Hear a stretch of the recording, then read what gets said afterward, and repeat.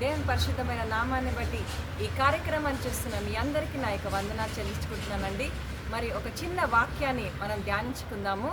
66వ కీర్తన 10వ అధ్యాయము. ఈ వాక్యంలో మనం పరిశీలించిన ఎడల ఒక అద్భుతమైన మాటని దేవుడు రాసి ఉన్నాడు. ఏంటంటే, నేను మిమ్మల్ని సమృద్ధి గల చోటికి నడిపిస్తానంటున్నాడు. అవును దేవుని బిడ్డలారా, బైబిల్లో దేవుడు మనందరినంట ఒక సమృద్ధి గల చోటికి నడిపిస్తానంటున్నాడు.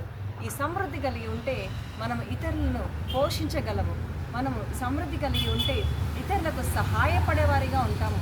ఈ సమృద్ధి కలిగి ఉంటే మనము ఇతరులకు దీవెనకరంగా మరియు ఆశీర్వదకరంగా మనం నిలిచి ఉంటాము.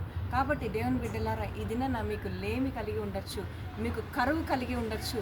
దేవుడు ఏమంటాడంటే, నేనిచ్చే వాగ్దానం ఏంటంటే, మిమ్మల్ని సమృద్ధి గల చోటికి నేను నడిపిస్తానంటున్నాడు.